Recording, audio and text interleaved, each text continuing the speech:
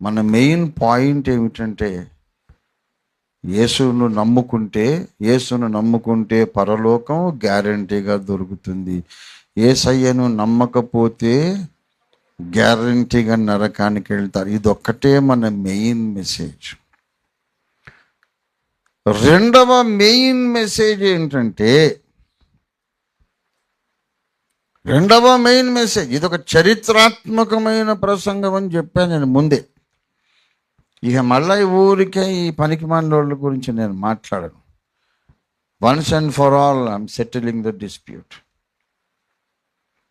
రెండవ main point, యేసుక్రీస్తును స్వరక్షకునిగా అంగీకరించి నమ్మి బాప్తిస్మము పొంది భయముతోనూ వణుకుతోనూ తమ స్వంత రక్షణ కొనసాగించుకుంటున్నటువంటి ధన్యులందరూ షద్రాకు, మేషాకు, అబేద్నెగోల స్థాయికి రావాలి. This is my second important message.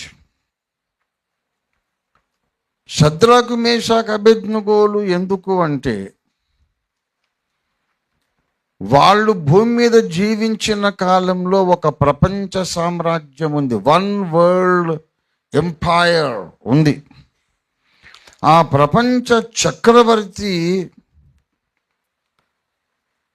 ఒక ఎత్తైన బంగారు విగ్రహాన్ని నిలబెట్టాడు.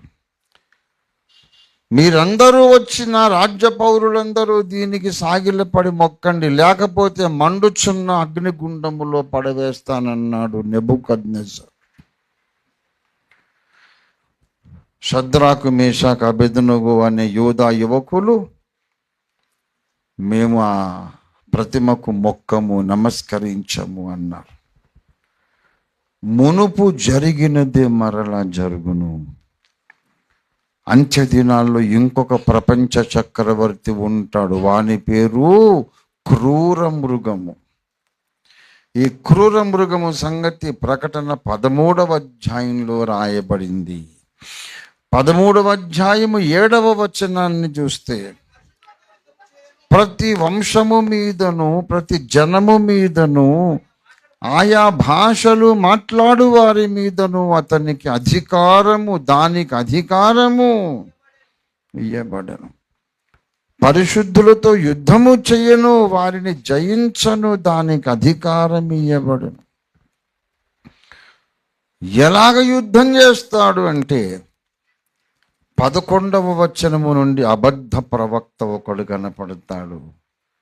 13:11 నుండి ఆ క్రూర మృగమునకు ప్రతిమను చేయమని. 13 చదవండి.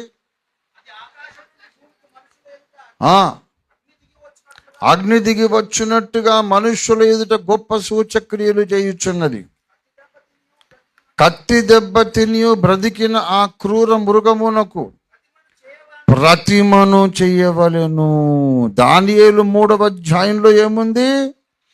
60 మూరల ఎత్తున్నటువంటి బంగారు విగ్రహం ఉన్నది. ప్రకటన 13లో ఏముంది?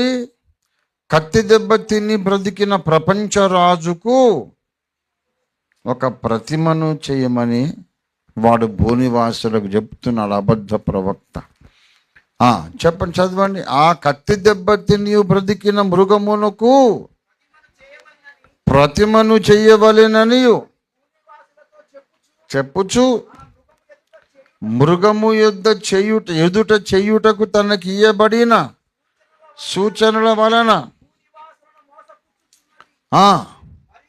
మరియు ఆ మృగము యొక్క ప్రతిమకు నమస్కారము చెయ్యని వారిని హతము చెయ్యునట్లు, అంటే చంపునట్లు.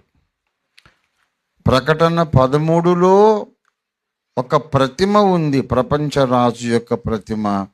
దానికి నమస్కారం చేయకపోతే ఏం చేస్తారట? చంపేస్తారు. అలాగే క్రీస్తుకు పూర్వం 500 ఏళ్ల నాడు స్థాపించబడిన మొట్టమొదటి ప్రపంచ సామ్రాజ్యం బబులోను సామ్రాజ్య చరిత్రలో దానియేలు 3వ అధ్యాయంలో కూడా అక్కడొక ప్రతిమ ఉంది. దానికి నమస్కారం చేయకపోతే చంపేస్తానని బెదిరింపు. పోలిక ఉందా లేదా? అదొక ప్రపంచ రాజ్యం, ఇదొక ప్రపంచ రాజ్యం. అక్కడొక ప్రతిమ, ఇక్కడొక ప్రతిమ. ఆ ప్రతిమకు మొక్కకపోతే అక్కడ చావే గతి, ఇక్కడ కూడా చావే గతి. పోలికుందా లేదా?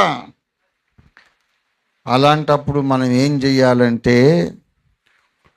చావుకు తెగించాలి. ఇది నా సందేశంలోని రెండవ dimension. The message of Ophir ministries. Ophir ministries international యొక్క సందేశము యొక్క రెండవ డైమెన్షన్. దానియేలు 3వ అధ్యాయం 17వ వచనం. మేము సేవించుచున్న దేవుడు మండుచున్న వేడిమి గల ఈ అగ్నిగుండము నుండి మమ్మును తప్పించి రక్షించ సమర్థుడు, మరియు నీ వశమున పడకుండా ఆయన మమ్ములను రక్షించును. ఒకవేళ ఆయన రక్షింపకపోయినను సరే, రాజా నీ దేవతలను మేము పూజింపమనియు, నీవు నిలవబెట్టించిన బంగారు ప్రతిమకు నమస్కరింపమనియు తెలుసుకొనుము. అగ్నిగుండం ఉంది ఇక్కడ. దాన్ని 7 వేడి చేశాడు నెబుకద్నెజరు. మర్యాదగా నేను నిలబెట్టిన ప్రతిమకు మొక్కండి, లేకపోతే ఇందులో పడేస్తాను అన్నాడు. వాళ్ళకేమో ఇంకో అగ్నిగుండం కూడా కనబడుతుంది. బైబిల్ ప్రకారము విగ్రహారాధికులందరూ అగ్నిగంధకములతో మండు గుండములో పాల్గొందురు. పైకెళ్ళినాక అక్కడ నిత్యాగ్నిగుండం ఉంది. ఈ అగ్నిగుండంలో పడవేస్తే 3 నిమిషాలు కాలి భస్మమైపోతాం. భూమి మీద అగ్నిగుండం, 3 నిమిషాల్లో బూడిదైపోతాం. తర్వాత ఏ బాధ ఉండదు. కానీ నిత్యాగ్నిగుండంలో దేవుడు పడవేస్తే ఎన్ని కోట్ల యుగాలైనా మళ్ళీ బయటికి రాలేం. ఆ నిత్యాగ్నిగుండం తప్పించుకోవాలంటే దేవుని వాక్య ప్రకారం బ్రతకాలి. దీన్ని తప్పించుకోవడం ముఖ్యం కాదు, ఆ అగ్నిగుండం తప్పించుకోవాలి.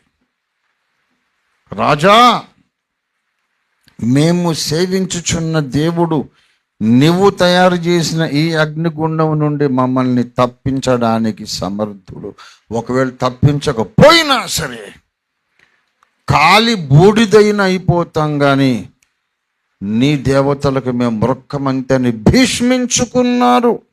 అంచె దినములలో మరొక ప్రతిమ చంపుతామనే బెదిరింపు కూడా రాబోతున్నాయని ప్రకటన 13 మనకు తెలియజేస్తుంది. కనుక అంచె దినాలలో ప్రతి క్రైస్తవుడు కూడా ఎలాంటి వాళ్ళు కావాలి? షద్రకు, మేషాకు, అబేద్నెగోల వంటి విశ్వాసము, భక్తి, పౌరుషం, తెగింపు కలిగిన వారు కావాలి. అందుకొరకు యుగాంతం అనే గ్రంథం రాయబడింది. దేవునికి స్తోత్రం కలుగును గాక. ఇప్పుడు యుగాంతం తప్పని చెప్పి వీళ్ళు ఏం నిరూపిద్దామని? ఎవరు షద్రకులు, మేషాకులు, అబేద్నెగోలు కాకుండా ఆపుతారు. అంతేనా సాధించేది? శ్రమలు రాబోతున్నాయి, సిద్ధంగా ఉండండి అని చెప్పడం ద్వారా తప్ప మరి ఇంకా ఏమి చెప్పి నువ్వు షద్రకులను తయారు చేస్తావు, మేషాకులను తయారు చేస్తావు? శ్రమలు రావు, ఏం రావు బ్రదర్ అని చెప్తే షడ్రకు, మేషాకు, అబేద్నెగోలు తయారవుతారా? మరి అదేం తెలివి తక్కువ ప్రోగ్రాము.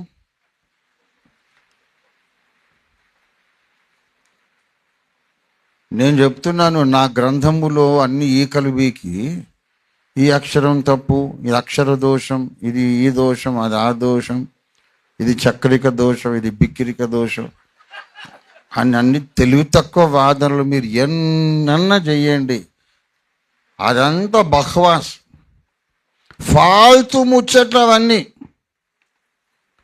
ఫాల్తు ముచ్చట్లు అని చెబుతున్నా, యూజ్లెస్ ఆర్గ్యుమెంట్స్.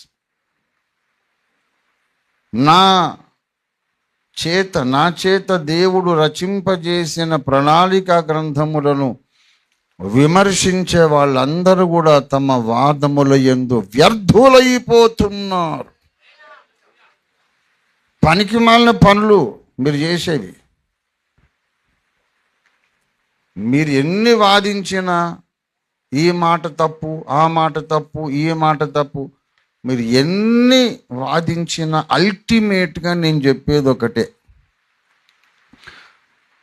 యేసుక్రీస్తును నమ్మకపోతే, ఆయనకు విధేయులు కాకపోతే ఎంత మంచోళ్ళకైనా నరకము తప్పదు అనే సువార్తన ముఖ్య సందేశం.